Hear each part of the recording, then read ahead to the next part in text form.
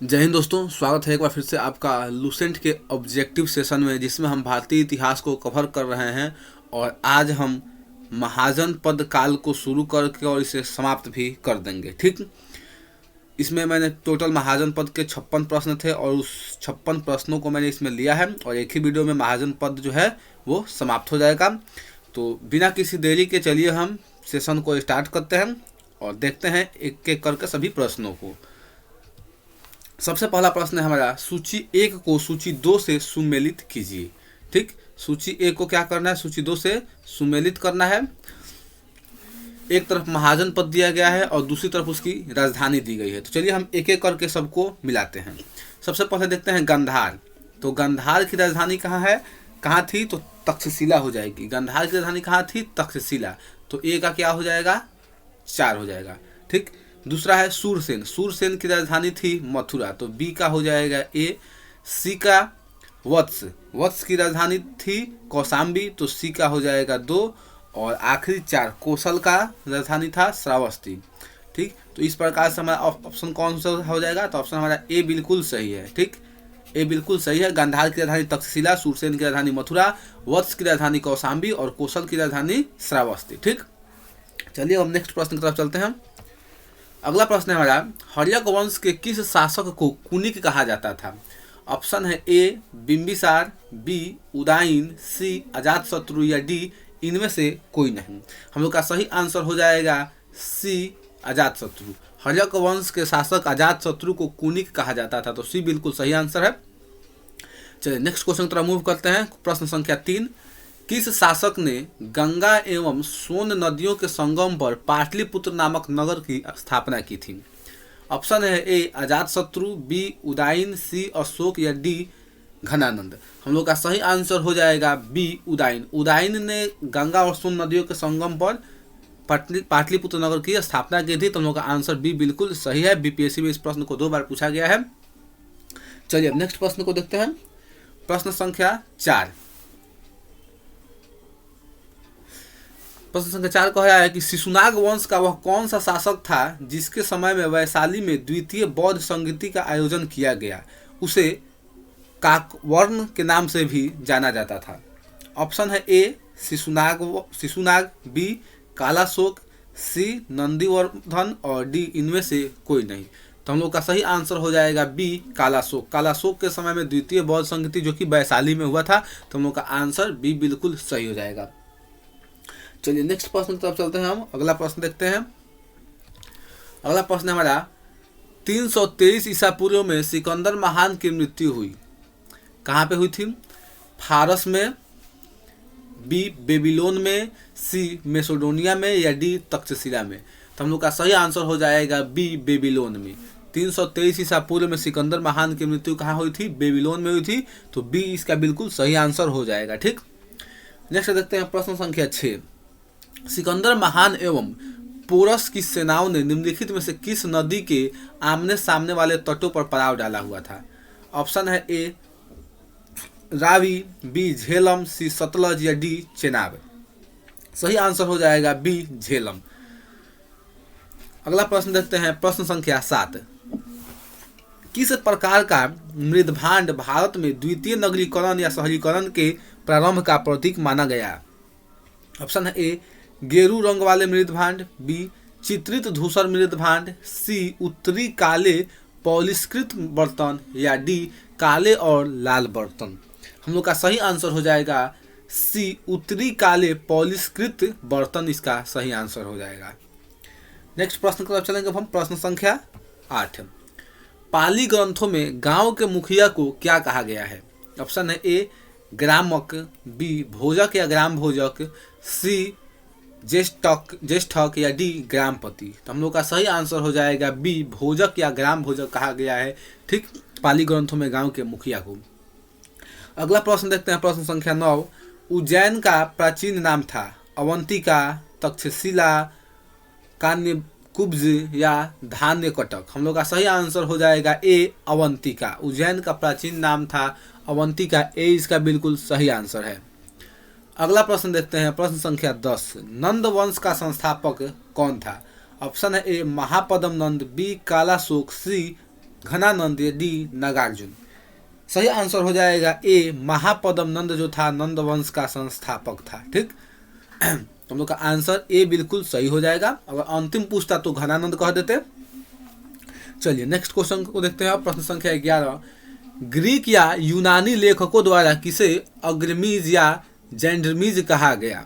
Option है ए अजात शत्रु, बी कालाशोक, सी महापदम नंद या डी घनानंद। तो सही आंसर हो जाएगा हम लोगों का डी घनानंद को यूनानी लेखकों ने अग्रमीज या जेंडरमीज के नाम से मतलब इसको कहा है। ठीक, अगला प्रश्न देखते हैं। प्रश्न संख्या 12, प्राचीन भारत में पहला विदेशी आक्रमण किनके द्वारा किया गया? ऑप्शन है ए ईरानियों द्वारा, बी यूनानियों द्वारा, सी शकों द्वारा या डी कुषाणों द्वारा। सही आंसर हो जाएगा ए ईरानियों द्वारा प्राचीन भारत में पहला आक्रमण किया गया था। नेक्स्ट प्रश्न को देखते हैं। प्रश्न संख्या 13, प्राचीन भारत में दूसरा विदेशी आक्रमण एवं पहला यूरोपीय आक्रमण, याद रखिएगा वहां पे कहा है कि विदेशी आक्रमण, यहाँ पे कहा है दूसरा विदेशी आक्रमण एवं पहला यूरोपीय आक्रमण किनके द्वारा किया गया था? ऑप्शन है ए ईरानियों के द्वारा, बी यूनानियों के द्वारा, सी शकों के द्वारा और डी कुषाणों के द्वारा। तो हम लोग का सही आंसर हो जाएगा बी यूनानियों के द्वारा। ठीक, यूनानी जो थे दूसरे विदेशी और पहले यूरोपीय आक्रमणकारी थे। ठीक, नेक्स्ट प्रश्न को देखते हैं। प्रश्न संख्या 14, ईरान के हखमनी वंश के किस शासक ने भारतीय भूभाग को जीतने के बाद उसे फारस साम्राज्य का 20वां प्रांत बनाया? ऑप्शन है ए साइरस, बी डेरियस प्रथम, सी जेरसीस या डी डेरियस तृतीय। हम लोग का सही आंसर हो जाएगा बी डेरियस प्रथम, इसका सही आंसर हो जाएगा। यह ईरान के हखमनी वंश का शासक था जिसने भारतीय भूभाग को जीतकर उसे फारस का 20वां प्रांत बनाया था।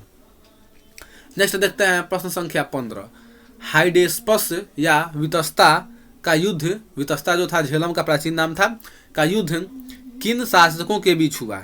ऑप्शन है ए सिकंदर एवं पुरस के मध्य, बी सेल्यूकस एवं चंद्रगुप्त मौर्य के मध्य, चंद्रगुप्त मौर्य एवं घनानंद के मध्य और सिकंदर एवं आम्भी के मध्य। तो हम लोग का सही आंसर हो जाएगा ए सिकंदर और पुरस के बीच जो था हाइडेस्पेसस या हाइडोस्पीज भी कहीं लिखा जाता है एक बुक में। ठीक, तो हाइडोस्पीज या हाइडोस्पेसस या वितिस्ता का युद्ध हुआ था। तो हमारा आंसर ए सिकंदर एवं पुरस हो जाएगा। ठीक, नेक्स्ट देखते हैं। प्रश्न संख्या 16, सिकंदर ने भारत पर कब आक्रमण किया? ऑप्शन है ए 326 ईसा पूर्व, बी 326 ईस्वी, सी 323 ईसा पूर्व या डी 323 ईस्वी।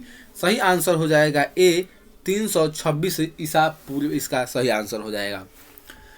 नेक्स्ट प्रश्न को देखते हैं। प्रश्न संख्या 17, सूची 1 को सूची 2 से मिलाना है। यहाँ पे शासक का नाम दिया है और उससे संबंधित वंश दिया है। ठीक, तो चलिए एक एक करके मिला लेते हैं। सबसे पहला कह रहा है ए बिंबिसार, तो बिंबिसार का संबंध जो था हर्यक वंश से था, तो 1 का ए हो जाएगा। दूसरा कह रहा है कालाशोक, कालाशोक का संबंध जो था शिशुनाग वंश से था, तो बी का 2 हो जाएगा। महापदम नंद, महापदम नंद जो था नंद वंश का संस्थापक था, तो सी हो जाएगा 4 के लिए। और बिंदुसार जो होगा ये मौर्य वंश का हो जाएगा। तो इस प्रकार हमारा कूट कौन सा सही होगा? कूट हमारा बी बिल्कुल सही है। ठीक, तो हमारा बी इसका सही आंसर हो जाएगा। चलिए अब नेक्स्ट क्वेश्चन की तरफ चलेंगे।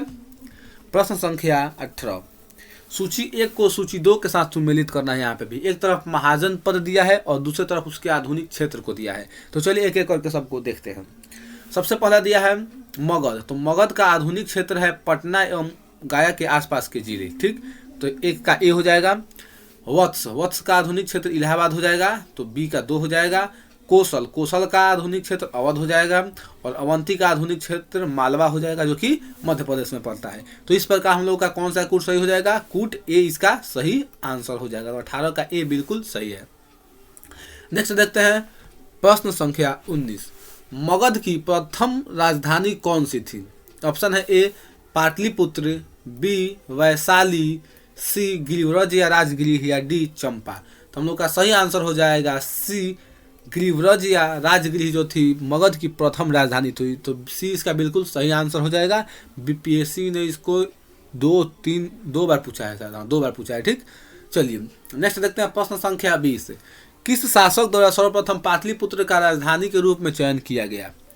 किस शासक द्वारा सर्वप्रथम पाटलिपुत्र का राजधानी के रूप में चयन किया गया? ऑप्शन है ए अजातशत्रु द्वारा, बी कालाशोक द्वारा, सी उदयन द्वारा या डी कनिष्क द्वारा। तो हमारा सही आंसर हो जाएगा सी उदयन द्वारा। हमने पीछे देखा प्रश्न में कि उदयन ने पाटलिपुत्र की स्थापना की थी और उसी ने क्या किया, इसको मगध की राजधानी बनाया था। तो हम लोग का आंसर सी बिल्कुल सही हो जाएगा। चलिए नेक्स्ट प्रश्न देखते हैं, प्रश्न संख्या 21। 16 महाजन पदों की सूची उपलब्ध है, यानी 16 महाजन पद की सूची हमें किस पुस्तक में मिलती है? ए महाभारत, बी अंगुत्तर निकाय, सी छंदोग्य उपनिषद या डी संयुक्त निकाय। सही आंसर हो जाएगा बी अंगुत्तर निकाय में 16 महाजन पदों की सूची मिलती है, जिसका संबंध बौद्ध ग्रंथ है, जो कि मतलब बौद्ध ग्रंथ है। ठीक, चलिए नेक्स्ट प्रश्न को देखते हैं, प्रश्न संख्या 22। कह निम्नलिखित में से मगध का कौन सा राजा सिकंदर महान का समकालीन था? ऑप्शन है ए महापद्मनंद, बी घनानंद, सी सुकल्प या डी चंद्रगुप्त मौर्य। तो हम लोग का सही आंसर हो जाएगा बी घनानंद। घनानंद के ही समय तो आया था सिकंदर महान। ठीक, तो हम लोग का आंसर बी इसका बिल्कुल सही हो जाएगा। नेक्स्ट देखते हैं प्रश्न संख्या 23। प्रथम मगध साम्राज्य का उत्कर्ष किस सदी में हुआ था? ऑप्शन है ए 4वीं सदी ईसा पूर्व, बी 6वीं सदी ईसा पूर्व, सी 2री सदी ईसा पूर्व या डी 1ली सदी ईसा पूर्व। तो हम लोग का सही आंसर हो जाएगा बी 6वीं सदी ईसा पूर्व जो था मगध साम्राज्य का उत्कर्ष हुआ था। नेक्स्ट देखते हैं प्रश्न संख्या 24। सिकंदर की भारत में सफलता के निम्न कारण थे। एक कह रहा है भारत में तब कोई केंद्रीय सत्ता नहीं थी, दूसरा कह रहा है उसकी सेना श्रेष्ठ प्रकार की थी, तीसरा कह रहा है उसे देशद्रोही भारतीय शासकों का सहयोग मिला, और चौथा कह रहा है वह एक अच्छा प्रशासक था। तो यहाँ पे चारों का चारों ऑप्शन जो है सही हो जाएगा। ठीक, यानी कि डी इसका आंसर सही हो जाएगा। 1, 2, 3 और 4 सभी सही हैं। चलिए अब नेक्स्ट क्वेश्चन की तरफ चलेंगे। प्रश्न संख्या 25। इसमें भी सूची दिया है और मिलाना है। एक तरफ राजा दिया है और दूसरी तरफ राज्य दिए हैं, उसको मिला देना है। ठीक, तो चलिए एक एक सबको देखते हैं। सबसे पहला कह रहा है प्रद्योत। प्रद्योत का संबंध किस राज्य से था? तो अवंती से था। तो हम लोग का एक का हो जाएगा 3। ठीक, दूसरा है उदयन। उदयन का संबंध किससे था? तो उदयन का संबंध जो था वत्स से था, तो बी का हो जाएगा 2। तीसरा है प्रसेनजीत। प्रसेनजीत का संबंध किससे था? तो कौशल से था। और अजातशत्रु का संबंध किससे था? तो मगध से था। तो इस प्रकार हमारा कूट जो है कूट सी हमारा जो सही हो जाएगा। ठीक, तो आंसर इसका सी हो जाएगा। नेक्स्ट प्रश्न को देखते हैं, प्रश्न संख्या 26। अभिलेखीय साक्ष्य से प्रकट होता है कि नंद राजा के आदेश से एक नहर खोदी गई थी। कहाँ? अंग में, वंग में, कलिंग में या मगध में। तो सही आंसर हो जाएगा सी कलिंग में। कलिंग इसका बिल्कुल सही आंसर हो जाएगा। चलिए नेक्स्ट प्रश्न की तरफ चलते हैं। अब प्रश्न संख्या 27। पहला ईरानी शासक जिसने भारत के कुछ भाग को अपने अधीन किया था। ऑप्शन है ए साइरस, ये क्वेश्चन पहले भी हो चुका है, साइरस, कॉम्बिसिस, डेरियस या जेलियस। ठीक, तो हम लोग का सही आंसर क्या हो जाएगा? सी डेरियस। हमने अभी थोड़ा देर पहले देखा था कि डेरियस प्रथम ने क्या किया था, भारत के कुछ भूभाग को जीतकर उसे वो अपना विश्व प्रांत बनाया था। ठीक, तो हमारा आंसर इसका सी डेरियस हो जाएगा। नेक्स्ट प्रश्न को देखते हैं, प्रश्न संख्या 28। मगध के राजा अजातशत्रु का सदैव किस गणराज्य के साथ युद्ध रहा? ऑप्शन है ए वज्जी, बी पंचाल, सी दोनों के साथ या डी इनमें से कोई नहीं। तो हम लोग का सही आंसर हो जाएगा ए वज्जी के साथ। ठीक, मगध के जो राजा अजातशत्रु था उसका हमेशा किस गणराज्य के साथ युद्ध रहा था? तो वज्जी के साथ, यानी कि वैशाली के साथ रहा था। और इसका जब पुत्र आया था उदयन, तो उसने क्या किया था, इसको जीत लिया था। आगे शायद क्वेश्चन है भी। ठीक, चलिए नेक्स्ट देखते हैं, प्रश्न संख्या 29। वज्जी संघ के विरुद्ध मगध राज्य के किस शासक ने प्रथम बार रथ मूसल, जो कि एक ऐसा रथ था जिसमें गद्दा जैसा हथियार जुड़ा था, तथा महाशिलाकंटक जो कि पत्थर फेंकने वाला एक युद्ध यंत्र था नामक गुप्त हथियारों का प्रयोग किया था? एक बार फिर से मैं क्वेश्चन को पढ़ता हूँ ब्रैकेट वाला हटाकर। वज्जी संघ के विरुद्ध मगध राज्य के किस शासक ने प्रथम बार रथ मूसल तथा महाशिलाकंटक नामक गुप्त हथियारों का प्रयोग किया था? ऑप्शन है ए अजातशत्रु, बी चंद्रगुप्त मौर्य, सी कालाशोक और डी उदयन। तो हम लोग का सही आंसर हो जाएगा ए अजात शत्रु। हम लोग का सही आंसर क्या हो जाएगा? ए अजात शत्रु। नेक्स्ट प्रश्न को देखते हैं अब। प्रश्न संख्या 30, नंद वंश का अंतिम सम्राट कौन था? तो मैंने थोड़ा देर पहले आपको बताया था, फिर भी देख लेते हैं। ए महापद्म नंद, बी घनानंद, सी कालाशोक या डी इनमें से कोई नहीं। तो हम लोग का सही आंसर हो जाएगा बी घनानंद जो था ये नंद वंश का अंतिम शासक था। इसी को हराकर चंद्रगुप्त मौर्य ने मौर्य वंश की स्थापना की थी। ठीक, तो चलिए नेक्स्ट प्रश्न को देखते हैं। प्रश्न संख्या 31, भारत में सिक्कों या मुद्रा का प्रचलन कब हुआ? अशोक के शासनकाल में, कनिष्क के शासनकाल में, 600 ईसा पूर्व में या 300 ईसा पूर्व में? हम लोग का सही आंसर हो जाएगा सी 600 ईसा पूर्व में भारत में मुद्रा या सिक्कों का प्रचलन हुआ था। नेक्स्ट प्रश्न देखते हैं। प्रश्न संख्या 32, निम्न राजाओं पर विचार कीजिए। अजातशत्रु, बिंदुसार और प्रसेनजीत, इनमें से कौन कौन बुद्ध के समकालीन थे? ऑप्शन है ए केवल 1, बी 2 और 3, 1 और 3 और डी करा 1, 2 और 3। तो हम लोग का सही आंसर हो जाएगा सी 1 और 3, यानी कि अजातशत्रु और प्रसेनजीत जो थे ये दोनों ही गौतम बुद्ध के जो थे समकालीन थे। तो हम लोग का आंसर सी बिल्कुल सही है। नेक्स्ट प्रश्न की तरफ चलेंगे। प्रश्न संख्या 33, 6ठी सदी ईसा पूर्व के दौरान बड़े राज्यों के उदय का मुख्य कारण क्या था? ऑप्शन है ए उत्तर प्रदेश और बिहार में व्यापक पैमाने पर लोहे का उपयोग, बी जनजातीय समाज में अधिक व्यवस्थित जीवन का मार्ग प्रशस्त किया, सी व्यापार एवं वाणिज्य का उल्लेखनीय विकास, या डी इनमें से कोई नहीं। तो सही आंसर हो जाएगा ए उत्तर प्रदेश और बिहार में व्यापक पैमाने पर लोहे का उपयोग। अगला देखते हैं प्रश्न संख्या 34, मगध सम्राट बिंबिसार ने अपने राजवैद्य जीवक को किस राज्य के राजा की चिकित्सा के लिए भेजा था? ऑप्शन हमारा ए कौशल, बी अंग, सी अवंती या डी वैशाली। तो हम लोग का सही आंसर हो जाएगा सी अवंती। अवंती के जो राजा थे उस राजा को मतलब एक लाइलाज बीमारी, ऐसी बीमारी हो गई जिसका इलाज मतलब मुश्किल था। तो बिंबिसार ने अपना एक राज्यवैद्य जीवक को वहाँ पे भेजा और उन्होंने उसे ठीक किया, और इससे खुश होकर, इससे मतलब कि प्रभावित होकर अवंती के जो राजा थे उन्होंने मगध सम्राट बिंबिसार की जो थी अधीनता स्वीकार कर ली थी। तो हम लोग का आंसर सी जो है बिल्कुल सही हो जाएगा। नेक्स्ट प्रश्न को देखते हैं। प्रश्न संख्या 35, किस शासक ने अवंती को जीतकर मगध का हिस्सा बना लिया? ऑप्शन है ए अजातशत्रु, बी बिंबिसार, सी शिशुनाग या डी महापद्म नंद।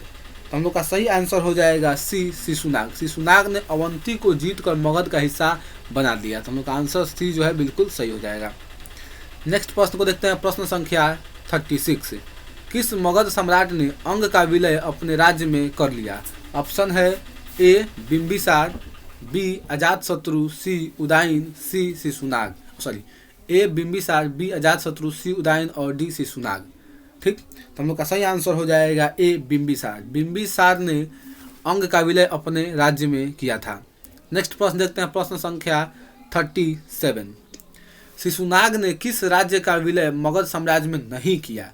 ऑप्शन है ए अवंती, बी वत्स, सी ए और बी दोनों या डी काशी। तो हम लोग का सही आंसर हो जाएगा डी काशी। काशी को जो था शिशुनाग ने अपने मगध राज्य में शामिल नहीं, मतलब उसको नहीं मिला पाया था। तो आंसर हम लोग का डी बिल्कुल सही हो जाएगा। नेक्स्ट प्रश्न को देखते हैं। प्रश्न संख्या 38, काशी और लिच्छवी का विलय मगध साम्राज्य में किसने किया? ऑप्शन है ए बिंबिसार, बी अजातशत्रु, सी उदयन या डी शिशुनाग। तो हम लोग का सही आंसर हो जाएगा बी अजातशत्रु। अजातशत्रु ने काशी और लिच्छवी का विलय मगध साम्राज्य में किया था। तो बी इसका सही आंसर हो जाएगा। नेक्स्ट प्रश्न को देखते हैं। प्रश्न संख्या 39, मगध साम्राज्य के बारे में कौन सही नहीं है? ऑप्शन है ए पुराणों एवं महाकाव्यों के अनुसार इसकी स्थापना बृहद्रथ ने की थी। दूसरा, महापद्म नंद ने इसे सर्वाधिक सर्वाधिक विस्तार प्रदान किया तथा सर्वछत्रांतक एवं इकराट की उपाधि धारण की। तीसरा, गिरिव्रज, राजगृह, पाटलिपुत्र एवं वैशाली क्रमशः इसकी 4 राजधानियां बनी, और इनमें से कोई नहीं। तो ऊपर दिए तीनों कथन सही हैं, तो इसलिए हम लोग का आंसर हो जाएगा डी, यानी कि इसमें कोई भी कथन जो है वह गलत नहीं है, सभी सही हैं। ठीक, तो आंसर डी इसका बिल्कुल सही हो जाएगा।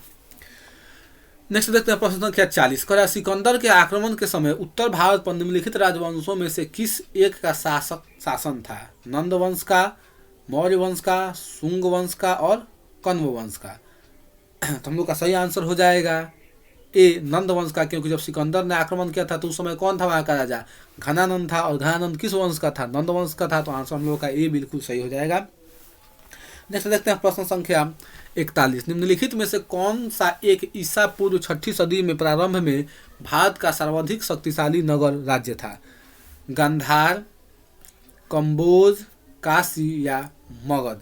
ठीक, हम लोग का सही आंसर क्या हो जाएगा? सोई जी, मगध हम लोग का सही आंसर हो जाएगा। नेक्स्ट प्रश्न को देखते हैं, प्रश्न संख्या 42। निम्नलिखित में से कौन कौन से भारत पर ईरानी आक्रमण के प्रभाव के रूप में माना जाता है? ऑप्शन है ए, खरोष्टी लिपि का प्रचार, बी, अभिलेख उत्कीर्ण करने की कला का प्रचार, सी, ईरानियों की छत्रप प्रणाली का प्रचार, 4, घंटा आकार के गुंबज की कला का प्रचार, और 5, स्त्री अंगरक्षकों की नियुक्ति। तो पांचों के पांचों कथन सही है, यानी कि हम लोग का आंसर हो जाएगा डी। 1, 2, 3, 4 और 5 सभी सही हैं। नेक्स्ट प्रश्न को देखते हैं, प्रश्न संख्या 43। निम्न में से कौन सा एक सिकंदर के आक्रमण का प्रभाव नहीं था? ऑप्शन है ए, इस आक्रमण ने भारत और यूनान के बीच प्रत्यक्ष संपर्क स्थापित करवाया,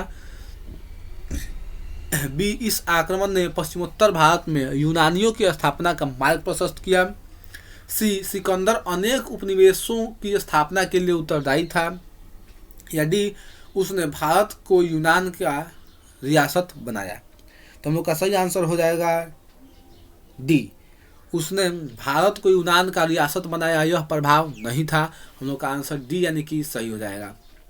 नेक्स्ट प्रश्न देखते हैं, प्रश्न संख्या 44। निम्नलिखित में से किस राज्य में गणतंत्रात्मक शासन व्यवस्था नहीं थी? ऑप्शन है ए, कपिलवस्तु, बी, कुशीनगर के मल्ल महाजनपद में, वैशाली के लिच्छवी महाजनपद में, और डी, मगध। ठीक, तो मल्ल में भी था, मगध में भी था और वैशाली में भी था। तो हम लोग का सही आंसर क्या हो जाएगा? सॉरी, एक मिनट, क्वेश्चन फिर से पढ़ूँ थोड़ा। निम्नलिखित में से किस राज्य में गणतंत्रात्मक शासन व्यवस्था नहीं थी?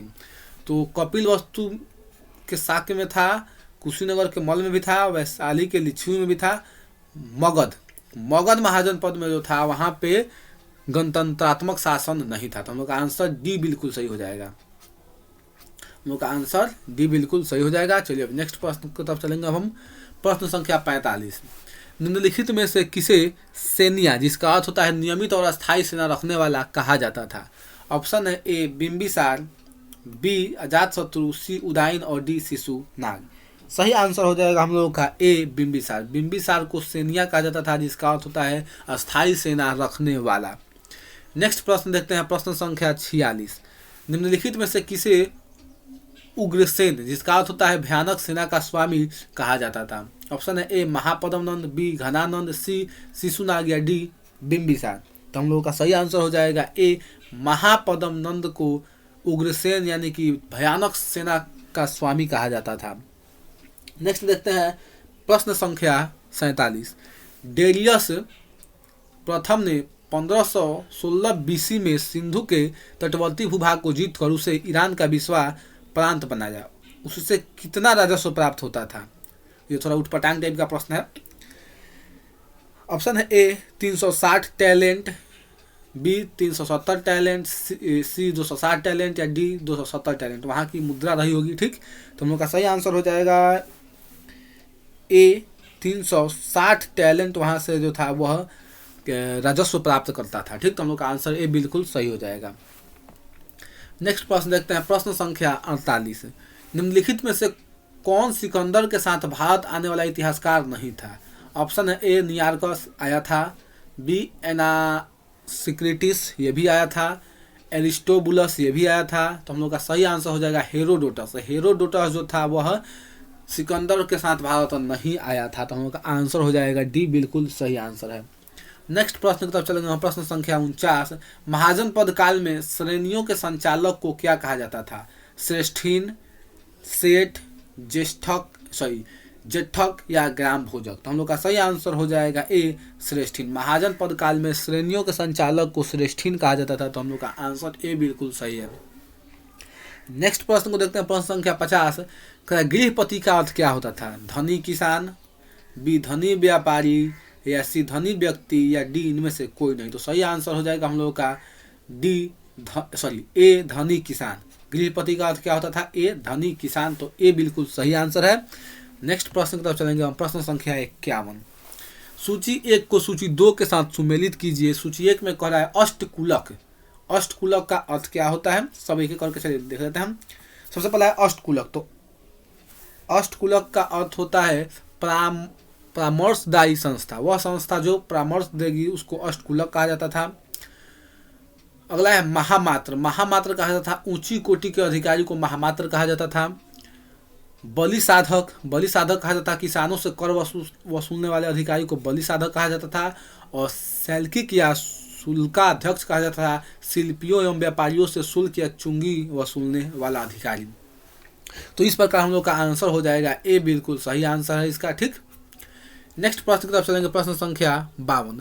मगध के किस प्रारंभिक शासक ने राज्यारोहण के लिए अपने पिता की हत्या की एवं इसी कारणवश अपने पुत्र द्वारा मारा गया? बहुत ही मतलब अच्छा क्वेश्चन है, बहुत इसको क्या कीजिएगा, स्टार लगा लीजिए इस क्वेश्चन के सामने। ठीक, यानी कि मगध का वह कौन सा राजा था जिसने राजगद्दी के लिए अपने पिता को मारा और फिर उसी के लिए राजगद्दी के लिए अपने बेटे के द्वारा मारा गया? तो हम लोग का सही आंसर हो जाएगा ए अजातशत्रु। अजातशत्रु ने अपने पिता बिंबिसार की हत्या की और क्या बना? शासक बना। और इसकी हत्या कर दी इसके बेटे उदयन ने। ठीक, तो इस बात को याद रखिएगा। हम लोग का आंसर क्या हो जाएगा? बी। नेक्स्ट प्रश्न देखते हैं। प्रश्न संख्या 53। विश्व का पहला गणतंत्र वैशाली में किसके द्वारा स्थापित किया गया था? ऑप्शन है ए मौर्य, बी नंद, सी गुप्त, या डी लिच्छवी। तो हम लोग का सही आंसर हो जाएगा डी लिच्छवी। आप लोग जानते हैं विश्व का सबसे पहला गणराज्य कौन था? लिच्छवी गणराज्य था। तो हम लोग का आंसर डी बिल्कुल सही हो जाएगा, जो कि वैशाली में यह आता था। ठीक, तो हम लोग का आंसर डी हो जाएगा। नेक्स्ट प्रश्न की तरफ चलते हैं। प्रश्न संख्या 54। सूची 1 को सूची 2 के साथ मिलाना है। एक तरफ महाजनपद है और दूसरी तरफ राजधानी है। ठीक, चलिए एक एक करके सबको मिलाते हैं। सबसे पहला है कुरु। कुरु जो है महाजनपद है। इसकी राजधानी कहाँ थी? तो इंद्रप्रस्थ थी। कुरु की राजधानी इंद्रप्रस्थ। ठीक, अगला है पंचाल। अगला क्या है? पंचाल है। और पंचाल की राजधानी कहाँ थी? तो हो जाएगा इसमें से पंचाल का अहिछत्र। ठीक, तो पंचाल का हो जाएगा अहिछत्र। अगला है कोसल। ठीक, अगला क्या है? कोसल। तो कोसल का हो जाएगा कोसाम्बी। ठीक, और बचा वत्स। तो वत्स का हो जाएगा, एक मिनट ना, सॉरी गलती हो गया, एक मिनट फिर से थोड़ा एक बार फिर से देखा जाए। कुरु कुरु का हो जाएगा इंद्रप्रस्थ। ठीक है, पंचाल का हो जाएगा अहिछत्र। ठीक है, और कोसल का हो जाएगा साकेत, माफ कीजिएगा, कोसल का हो जाएगा साकेत, और वत्स का हो जाएगा कोसाम्बी। वत्स का कोसाम्बी। तो इस प्रकार हम लोग का आंसर हो जाएगा बी। बी इसका सही आंसर हो जाएगा। 1 का 4, बी का 3, और सी का 1, और डी का 2। ठीक, तो हम लोग का आंसर हो जाएगा बी, इसका सही आंसर हो जाएगा। नेक्स्ट प्रश्न की तरफ चलेंगे। प्रश्न संख्या 55। निम्न में से कौन एक बौद्ध ग्रंथ 16 महाजन पदों का उल्लेख करता है? ये भी क्वेश्चन हो चुका है, यानी कि किस बौद्ध ग्रंथों में महाजन पदों की चर्चा है? ऑप्शन है ए अंगुत्तर निकाय, बी मध्यम निकाय, खुद्यक निकाय, या दिघ निकाय। तो हम लोग का सही आंसर हो जाएगा ए अंगुत्तर निकाय में 16 महाजन पदों की चर्चा है। ए बिल्कुल सही आंसर है। नेक्स्ट प्रश्न देखते हैं। प्रश्न संख्या 56। 6ठी शताब्दी ईसा पूर्व का मत्स्य महाजन पद स्थित था कहाँ पे? पश्चिमोत्तर उत्तर प्रदेश में, राजस्थान में, बुंदेलखंड में, या रुहेलखंड में? तो हम लोग का सही आंसर हो जाएगा बी राजस्थान में। ठीक, 6ठी शताब्दी में जो मत्स्य महाजन पद था वो मतलब किस क्षेत्र में पड़ता है? तो राजस्थान में पड़ता था। तो हम लोग का आंसर बी बिल्कुल सही हो जाएगा। तो दोस्तों ये रहा ओवरऑल आज का सेशन, जिसमें हम लोगों ने संपूर्ण महाजन पद को कवर किया, देखा। तो उम्मीद है आपको सेशन पसंद आया होगा। आपको सेशन कैसा लगा आप लिख कर जरूर बताइए, और आप अपना जो भी सुझाव देना चाहें जरूर कमेंट बॉक्स में लिख के बताइए। ठीक, मैं उस पर जरूर अमल करने का प्रयास करूंगा। तो चलिए हम यहीं पे सेशन को समाप्त करते हैं। बहुत बहुत धन्यवाद आपका जुड़ने के लिए।